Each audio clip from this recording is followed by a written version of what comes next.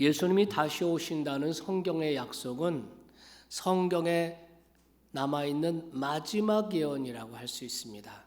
마지막 예언이라고 하는 말은 예수님과 관련된 예언은 다 성취가 됐고 이제 마지막 한 가지 남았다는 거죠. 바울께서는 그것을 이런 식으로 고린도전서 15장에서 그렇게 표현을 합니다. 성경대로 그리스도께서 이 땅에 오셔서 십자가에 못 박혀 죽으셨고 성경대로 죽은 자 가운데서 부활하셨다. 믿습니까? 무슨 말이냐면 성경에 예언하신 대로 예수 그리스도는 이 땅에 육신을 입고 탄생하셨고 성경의 예언대로 우리의 죄를 대신해서 십자가에 못 박혀 죽으셨고 성경의 예언대로 예수님은 죽은 자 가운데서 부활하셨고 성경의 예언대로 예수 그리스도께서는 하나님 나라로 승천하셨고 아멘. 여기까지는 다 성취가 된 사실입니다. 이제 마지막 말씀은 예수님이 영광 중에 구름을 타시고 다시 이 땅에 오신다는 것입니다. 성경대로 성탄하시고 성경대로 죽으시고 성경대로 부활하시고 성경대로 승천하시고 성경대로 다시 오심을 믿는 것이 합리적이다. 믿으시면 아멘 합시다. 네. 이것은 예수님께서 직접 여러 번 예수님께서 다시 오실 것이라고 예수님이 직접 말씀하신 약속입니다. 그리고 예수님께서 승천하실 때에 천사들이 예언을 했습니다. 너희가 올려오심을 본 그대로 다시 오실 것이다.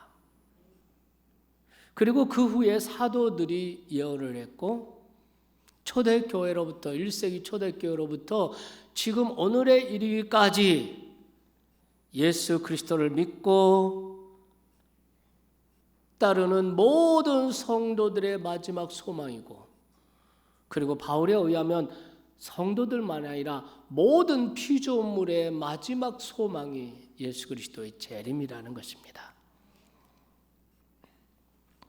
그래서 우리가 성경을 보면 신약 성경에만 예수님이 다시 오실 것이라는 내용의 예언의 말씀이 318번 나오고 있습니다. 2000년 전에 오실 때 예수님은 세상을 구원하기 위해서 오셨습니다.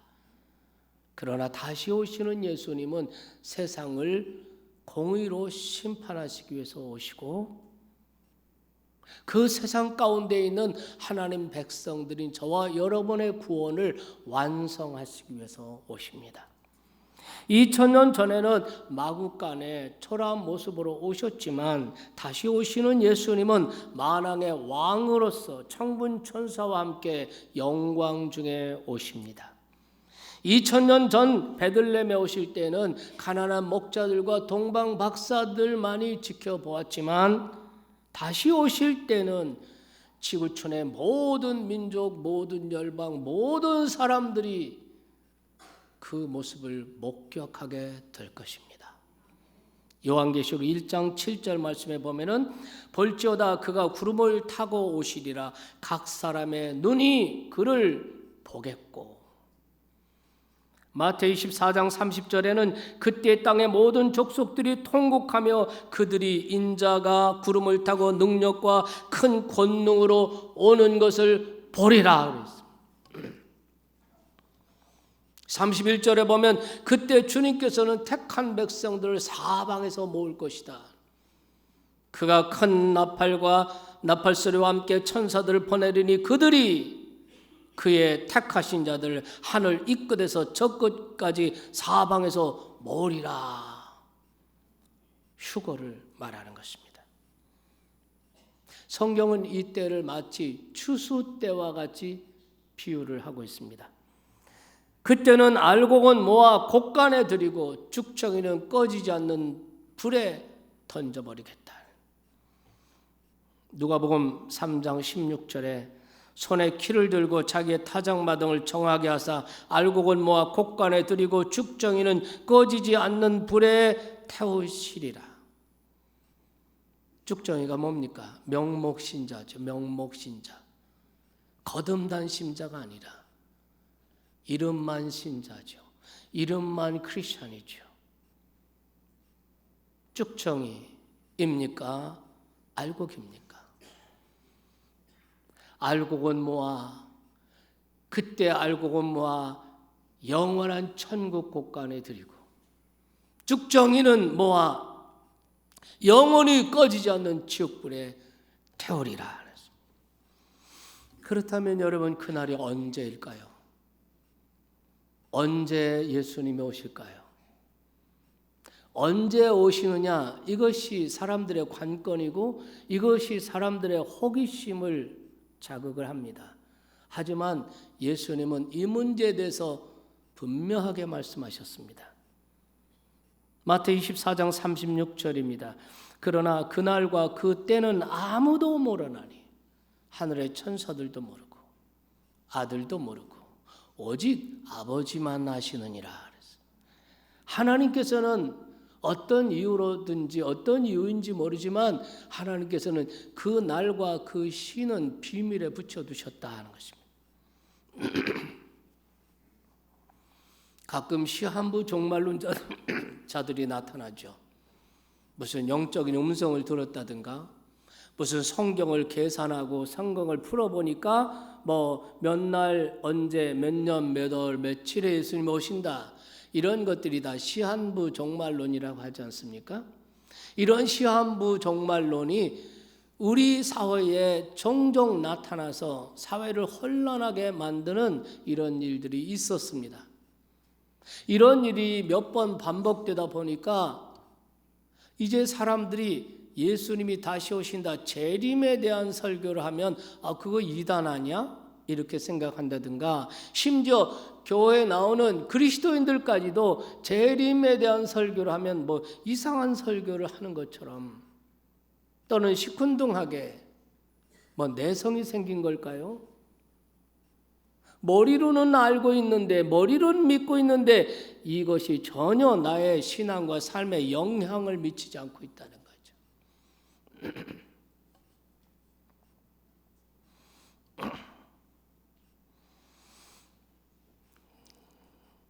그래서 정말 오늘 이 땅에서 이 재림의 설교를 하는 게 어려운 이런 시점이 됐습니다.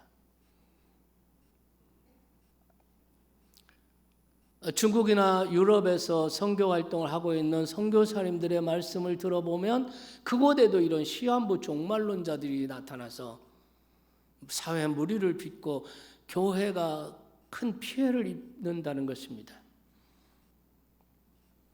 여러분은 뭐 어떤 사람이든 그가 얼마나 위대하고 얼마나 훌륭하고 대단한 사람이라 할지라도, 그가 어떤 성경 구절을 갖다 대고 어떤 영적 체험을 말하면서 얘기한다 할지라도 시한부 종말론을 주장한다면 그는 이단이다. 그는 미혹의 영에 사로잡혀 있구나. 자기 확신에 차 있는 거죠. 둘 중에 하나입니다. 속이거나 아니면 자기가 확신하는 거죠. 아무리 확신한다 할지라도 그것은 미혹의 영에 사로잡혀 있는 것이다. 이렇게 딱 결론을 내리면 되는 겁니다. 성경보다 더 중요한 표준이 어디 있겠습니까? 성경은 아무도 모른다. 하늘의 천사들도 모르고 아들도 모르고 오직 아버지 하나님만 아신다. 다 같이 아멘. 어쨌든 간에 분명한 사실은 있습니다. 예수님은 반드시 다시 오신다는 것. 그리고 속히 오신다는 것. 이건 분명한 팩트인 것 같습니다. 여러분, 요한계시록 22장 7절에 내가 보라 내가 속히 오리니 이렇게 말씀합니다. 예수님께서는 마태복음 24장에서 마치 그때를, 예수님이 오시는 즈음의 세상의 모습을 마치 노아의 때와 같다라고 얘기를 하십니다. 그래서 37절 보면 노아의 때와 같이 인자의 임함도 그러하리라 이렇게 말합니다. 노아의 때, 그 홍수의 때 세상은 어떤 형편이었습니까? 노아 홍수의 때 사람들의 형편은 어떠했습니까? 성경에 보면 세상에 죄가 가득했다 그랬습니다. 죄악이 관영했다, 꽉 찼다. 사람들은 어떻게 했습니까? 먹고 마시고 시집가고 장가가고, 말하자면 육신의 일, 일상의 일에 푹 빠져 있었습니다. 아무도 홍수 심판을 믿지 않았습니다. 하늘에서 비가 쏟아지고 땅에서 창수가 솟아나기 직전까지 사람들은 깨닫지 못하였다. 아무도 믿지 않았습니다. 예수님이 오실 때도 그렇다는 겁니다. 사람들이 재림을 믿지 않을 것입니다. 평상시같이 일하고 먹고 마시고 여행을 계획하고 여행을 다니고 시집가고 장가 보내고 그렇게 살아가는 일상의 어느 날 사람들이 생각지 않은 때에 예수님이 오신다는 겁니다. 그래서 베드로는 그것을 도둑같이 오신다 그랬습니다.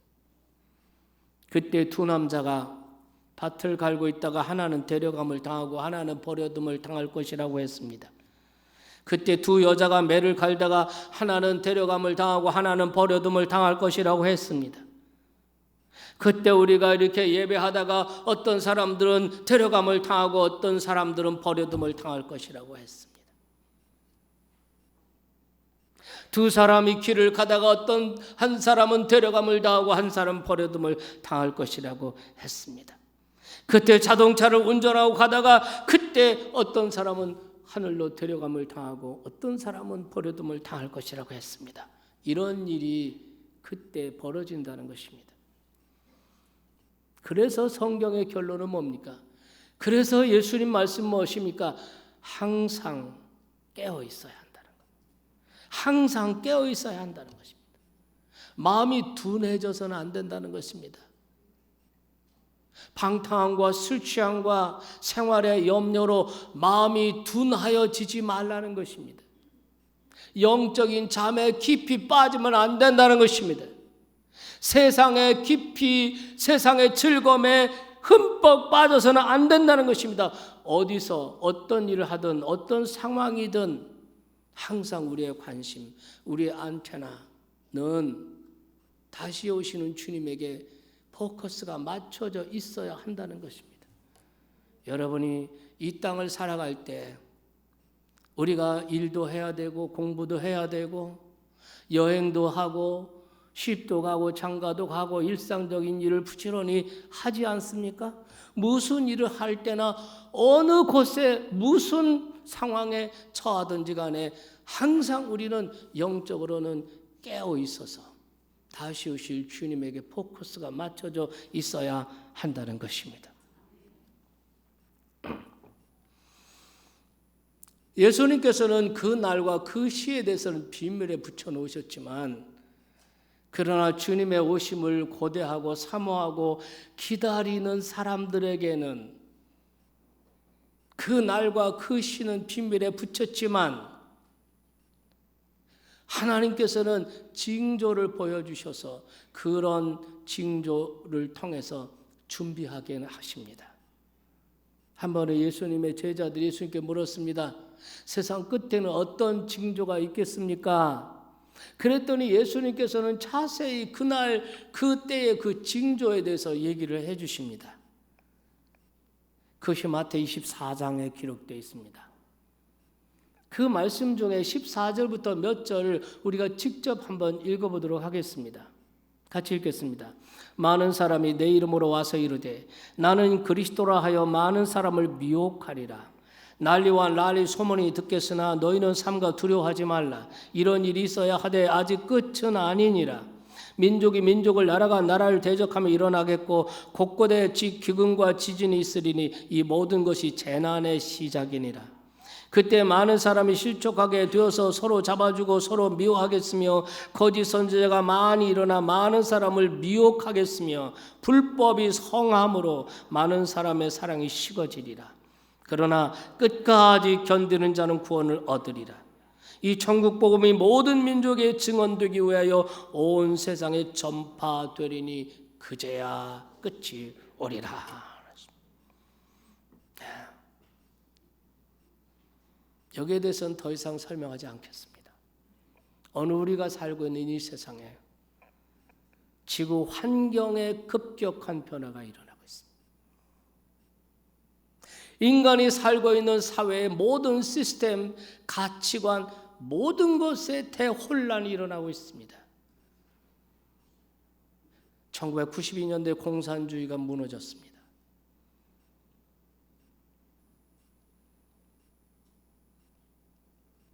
그리고 사회주의가 나라의 모든 것을 거덜냈습니다. 그럼 민주주의는 어떻습니까? 민주주의가 도전을 받고 있습니다. 민주주의가 흔들립니다. 가치들이 흔들립니다. 대혼란을 겪고 있습니다. 미국은 온전한 민주주의를 행하고 있는가요? 영국은 온전한 민주주의인가요? 민주주의라는 게 그게 온전한 것입니까? 그러면 공산주의는 온전합니까? 인간의 모든 사회를 움직이는 체제, 시스템이 혼란을 겪고 있는 것입니다.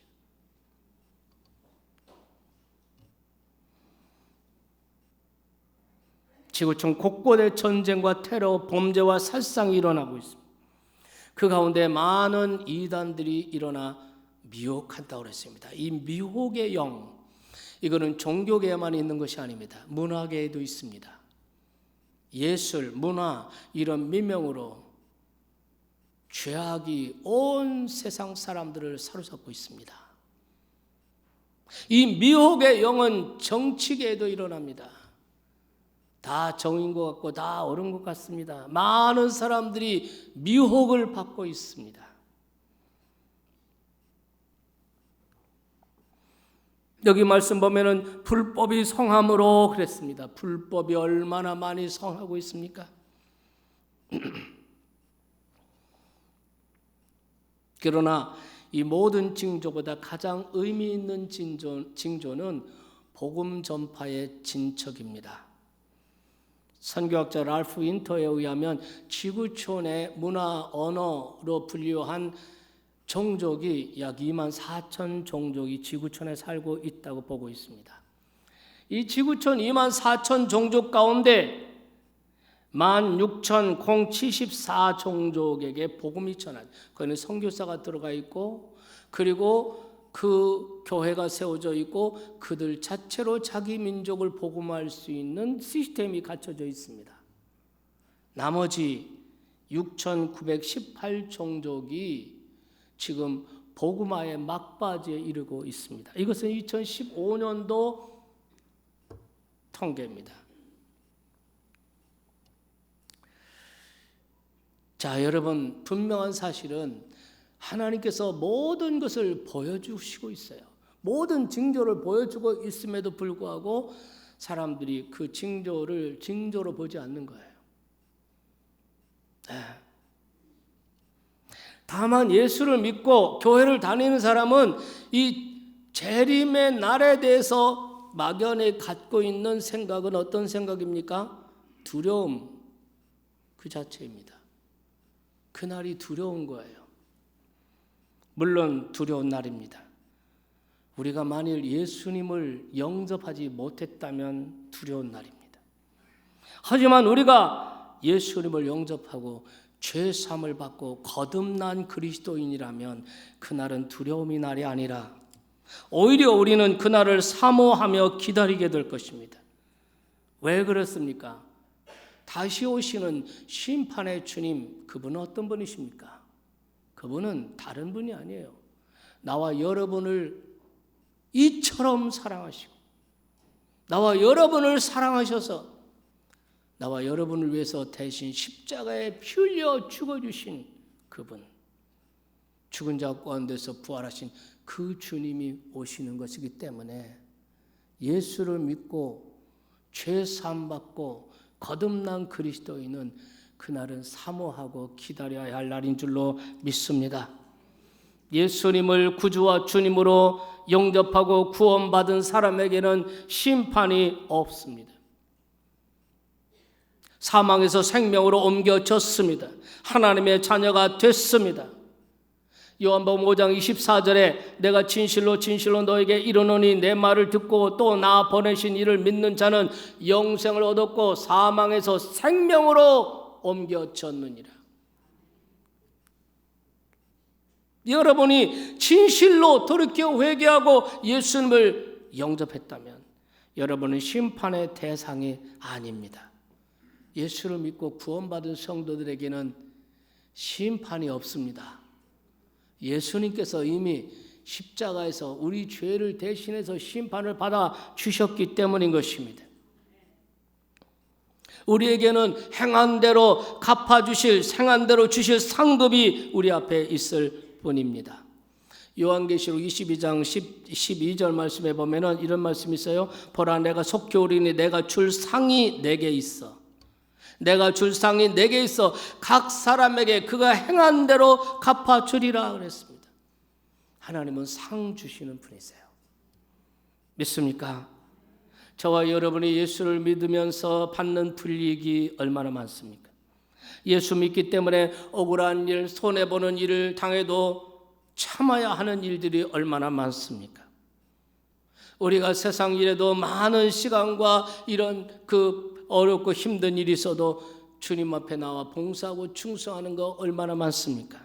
금년 한 해도 교회 학교 각부 교사로 아침 일찍 나와서 아이들을 위해서 준비하고 아이들과 함께 예배를 드리고 아이들을 위해서 기도하고 또 여전도의 일꾼으로 사역위원회와 사역팀으로 성가대와 찬양단으로 주차 안내하는 일로부터 모든 각 분야에서 여러 가지 어려운 가운데서도 시간을 들이고 물질을 들이고 자기의 재능을 들여서 교회를 위하여 봉사하고 섬기는 것, 이 모든 것에 대해서 하나님이 상 주신다. 하나님이 기억하시고 담임 목사는 기억하지 못할지 몰라요. 담임 목사는 기억하지 못해도 주님은 기억하시고 우리가 행한 대로 상 주시는 분이시다. 하나님은 상 주시는 분이세요. 하나님은 다 보상해 주시는 분이세요. 사실 여러분, 우리가 값없이 예수 그리스도를 통해서 구원받아 하나님의 자녀가 되지 않았습니까? 값없이 받은 은혜인데 우리가 주 앞에 헌신하는 거, 충성하는 거, 봉사하는 거, 섬기는 거 당연한 일이에요. 당연한 일인데 하나님이 잊지 않고 다 기억하시고 천국의 상 목록에 다 기록하셨다가 다시 오신 그때 주님이 상 주신다는 거예요. 하나님이 상 주시는 자이심을 믿으셔야 합니다. 그래야 실망하지 않고 낙심하지 않아요. 사람들이 알아주지 않는다고 실망하지 않아요. 좌로나로라 치우치지 않아요. 사람이 보든 알아주든 안 알아주든 상관이 없어요. 왜? 주님이 기억하시고 상 주실 거니까. 히브리서 11장 6절 말씀을 여러분 잘 아시죠? 믿음이 없이는 기쁘시게 못하나니 하나님께 나아가는 자는 반드시 그가 계신 것과 또한 그가 자기를 찾는 자들에게 상 주시는 자이심을 믿어야 할 것이니라.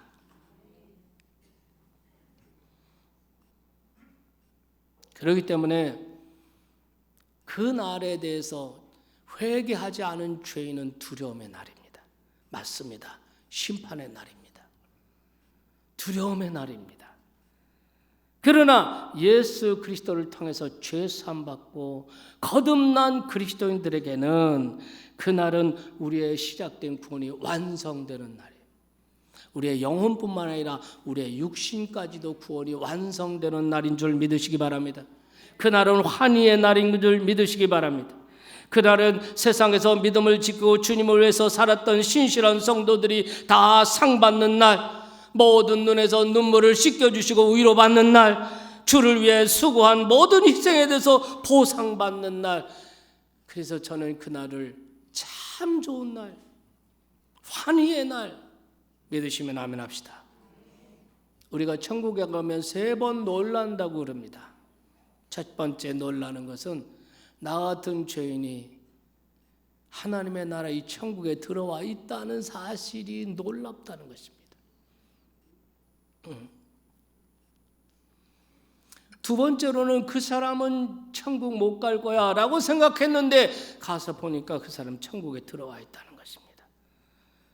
예수님께서 십자가에 운명하실 때 그 좌우편에 있던 그 강도, 한 강도가 말하죠. 당신의 나라 임하실 때 나를 기억해 주십시오. 예수님이 선언합니다. 오늘날 내가 나와 함께 낙원에 있으리라.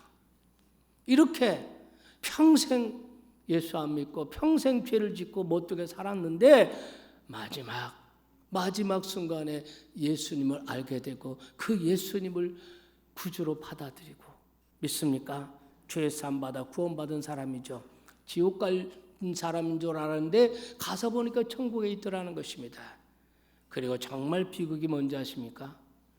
저 사람은 교회도 열심히 다니고 저 사람은 권사님이고 장로님이고 목사님이니까 저 사람은 교회 집사였으니까 저 사람은 천국에 가 있을 거야. 그런데 가서 아무리 찾아봐도 그 사람이 없는 거예요. 그래서 예수님께서는 마태 7장 21절에서 경고하십니다. 나더러 주여 주여 하는 자마다 다 천국에 들어갈 것이 아니요 다만 하늘에 계신 아버지의 뜻대로 행하는 자야 들어가리라.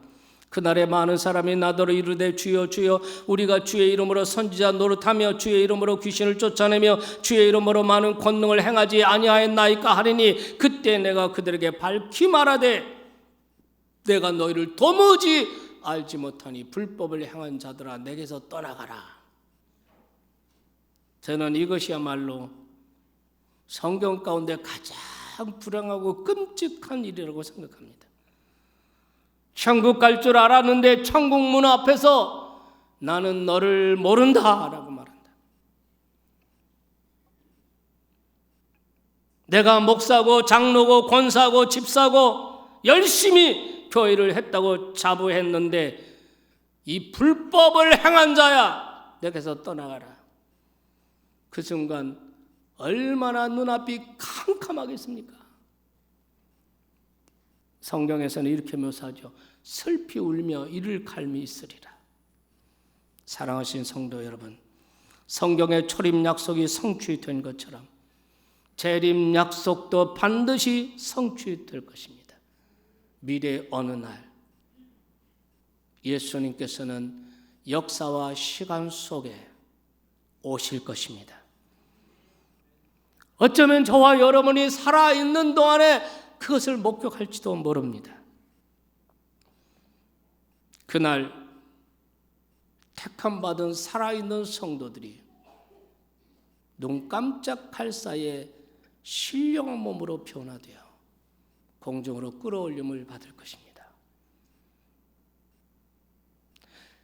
그날 그리스도 안에서 먼저 세상을 떠나 무덤에 묻힌 자들이 예수님이 부활하신 그 부활하신 신령한 몸으로 그들이 다 부활하여 공중으로 끌어올림을 받을 것입니다. 그것을 휴거라고 하죠. 그 공중에서 우리는 재림하시는 주님을 맞이하게 될 줄 믿으시기 바랍니다. 이것이 예수님의 재림의 사건입니다. 그러면 여러분 우리가 어떻게 살아야 될까요?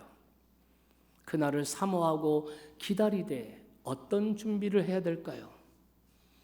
오늘 아침에 가장 중요한 거, 가장 본질적인 거 말씀드리고 싶어요. 그것은 여러분이 거듭나셔야 한다는 겁니다. 언제까지 명목신자로 남아있으면 안 된다는 겁니다. 언제까지 흉내만 내면 안 된다는 것입니다. 내가 죄인인 것을 깨닫고 회개하고 내 죄를 대신해서 십자가에 죽으시고 부활하신 예수 그리스도, 지금도 살아계신 예수 그리스도를 나의 하나님, 내 인생의 주님으로 인격적으로 받아들이셔야 됩니다. 여러분, 에베소서에 보면 이런 말씀합니다. 바울은 에베소 교인들에게 이렇게 권면합니다. 에베소서 15장 15절로 18절 말씀입니다. 한번 보시겠습니다. 자막이 안 나오면 우리 성경을 한번 보겠습니다. 그런즉 너희가 어떻게 행할지를 자세히 주의하여 지혜 없는 너 같이 하지 말고 오직 지혜 있는 자 같이 하여 세월을 아끼라. 때가 악하니라. 그러므로 어리석은 자가 되지 말고 오직 주의 뜻이 무엇인가 이해해라. 술 취하지 말라. 이는 방탕한 것이니 오직 성령으로 충만함을 받으라. 사도 베드로는 1세기 당시에 박해를 피해 흩어져 있는 그리스도인들에게 그 날에 대해서 얘기하면서 이렇게 권면을 하셨습니다. 그것은 베드로 후서에 있습니다. 베드로 후서 3장 9절 말씀부터 보겠습니다. 주의 약속은 어떤 이에 더디다고 생각하는 것 같이 더딘 것이 아니라 오직 주께서는 너희를 대하여 오래 참으사 아무도 멸망하지 아니하고 다 회개하기에 이르기를 원하시느니라. 그러나 주의 날이 도둑같이 오리니 그 날에는 하늘이 큰 소리로 떠나고 물질이 뜨거운 불에 풀어지고 땅과 그 중에 있는 모든 일이 드러나리로다. 이 모든 것이 이렇게 풀어지리니 너희가 어떠한 사람이 되어야 마땅하냐? 거룩한 행실과 경건함으로 하나님의 날이 임하기를 바라보고 간절히 사모할지니라. 믿습니까? 그리고 무엇보다 그 날이 오기 전에 우리의 사랑하는 가족들, 부모님, 형제들, 자녀들, 친구들, 그들에게 힘써 예수님을 전하셔야 돼요. 그 날이 오기 전에 구원을 받아야 됩니다. 지금은 구원의 날이요, 지금은 은혜 받을 만한 때라고 말씀했습니다. 여러분, 다시 오실 예수님에 대해서 여러분 무관심하면 절대 안 됩니다. 다시 오실 예수님께 영적 안테나를 맞춰 놓아야 합니다. 여러분, 누가 악한 사람, 악한 종인지 아십니까? 주님이 더디 오실 거야 라고 생각한 사람이, 그렇게 생각하며 사는 사람이 악한 종이라는 것입니다. 그런 마음과 그런 생각을 가지고 있는 순간 사단이 그 사람을 사로잡습니다. 그래서 방황하고 죄의 낙을, 죄의 즐거움에 빠지고 안 믿는 사람과 똑같이 살다가 전혀 알지 못한 날 갑자기 주님 오시면 그 사람이 얼마나 당황하겠습니까? 그 사람이 갈 곳이 어디 있겠습니까? 예수님께서 직접 하신 말씀이에요. 마태복음 24장 48절입니다. 만일 그 악한 종이 마음에 생각하기를 주인이 더디 오리라 하여 동료들을 때리며 술 친구들과 더불어 먹고 마시게 되면 생각지 않은 날, 알지 못하는 시각에 그 종의 주인이 이르러 엄히 때리고 외식하는 자가 받은 벌의 철이니 거기서 슬피 울며 이를 갈미 있으리라. 어떤 사람이 악한 종입니까? 주님이 더디 오리라 라고 생각하는 사람들이에요. 재림신앙이 없는 사람, 재림신앙으로 살지 않고 있는 사람, 이런 뜻입니다. 여러분, 우리에게 재림신앙이 있느냐 없느냐, 재림신앙으로 사느냐 그렇지 않느냐, 이거는 우리의 신앙과 삶의 모습이 완전히 달라지는 것입니다. 재림신앙이 없으면 어떻게 됩니까? 누가복음 21장 34절에서 예수님은 이렇게 말씀하십니다. 너희는 스스로 조심하라. 그렇지 않으면 방탕함, 술 취함, 생활의 염려로 마음이 둔하여지고, 이런 사람은 징조를, 아무리 징조가 나타나도 징조를 알지 못해요. 깨닫지 못합니다. 노아시대 하늘에서 비가 쏟아지는 날까지 깨닫지 못했던 사람들과 똑같습니다. 그래서 그날이 마치 덫과 같이 임합니다. 그때 사람들은 가슴을 치며 후회하고 통곡하게 되는 것입니다. 그렇기 때문에 우리 예수 믿는 크리스찬들이 가장 위험한 거, 더디 오실 거야. 오시는 거는 성경에 있으니까 머리로 믿어요. 머리로 믿는데 더디 올 거라고 생각해요. 설마 내가 사는 날 언제 오실까? 아마 그건 먼 미래 언제겠지, 이런 식으로 생각합니다. 또 어떤 사람은 성경을 상징으로 생각해서 영으로 오신다는 얘기겠지. 뭐 다른 방법으로 생각하는 것입니다. 예수님께서 십자가에 죽으시고 3일 만에 부활하셨습니다. 제자들에게 다 보여주셨습니다. 마지막에는 감난산에서 500여 사람들이 있는 가운데 예수님이 구름 타고 하늘로 올라가셨습니다. 그때 두 천사가 나타나서 말합니다. 너희 갈릴리 사람들아, 어찌하여 하늘을 쳐다보고 있느냐? 너희 가운데서 올려오신 이 예수는 너희가 본 그대로 다시 오실 것이다. 영으로 오시는 거 아니에요. 부활하신 몸을 가지고 승천하신 그 예수님이 다시 오시는 거예요. 그때 세상의 죄는, 악은 공정하게 심판을 받을 겁니다. 악의 세력은 멸망할 것입니다. 사탄의 세력은 멸망할 것입니다. 불신앙의 세력은 멸망할 것입니다. 그러나 하나님의 백성들의 구원은 그때 완성될 겁니다. 사랑하는 여러분, 그렇기 때문에 예수님의 재림은 회개하지 않은 죄인들에게는 환난의 날이요, 심판의 날이요, 두려운 날이요, 슬피 울며 이를 가는 날이 될 것입니다.